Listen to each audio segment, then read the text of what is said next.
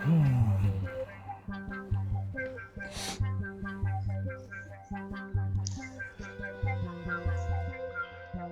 up, man? How you? I'm very good. How are you? Good, good, good.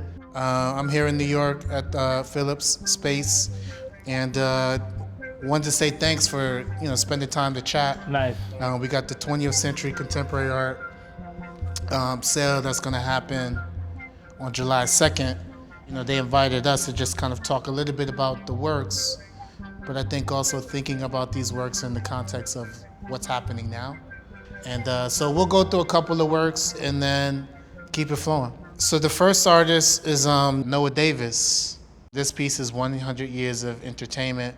So it's actually 5 panels that exist as one group, but then if you look at each painting individually, it also tells a story within the story.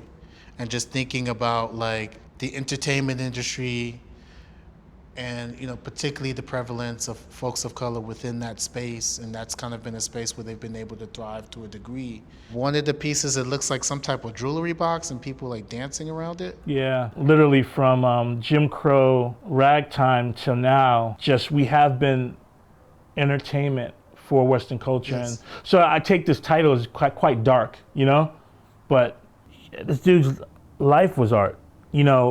Even creating Underground Museum, maybe a living art. He created a living art piece. We would define the Underground Museum as a social sculpture because it's something that's continuing to evolve, change. I think he's done the thing, regardless of race, what all artists are trying to achieve is immortality. Yeah. Yeah. This piece, Carrie Mae Weems, untitled from the series Sea Islands, where you have these 3 photographs of this architectural structure accompanied by this poem. This made me think a lot about just the idea of just place, home, because I think it gives you instructions on what to do when you move in to a place, move into a space. But I also like the cinematic approach. It's like, you almost have these 3 frames and then like the instructions are almost a script. You as the viewer activate the piece. And there's something there too with the first picture and the last picture, with its the pictures repeated, but that window door is open. So next piece is by Christina Quarles. The piece is called Place. Her work deals with issues around queerness, around identity, around the body. The top figure is embracing the figure that's below it. Yeah. It's like that, to me, that's just saying something about intimacy.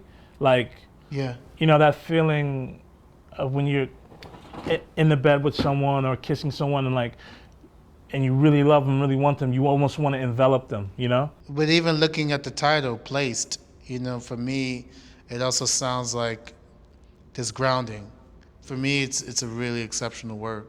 The next piece I wanted to talk about was Charles White, Sometimes I Feel Like a Motherless Child. When I saw the title, it made me think about Odetta, the folk singer, did a version of the song, and then I came to realize that the song was actually, it was a Negro spiritual.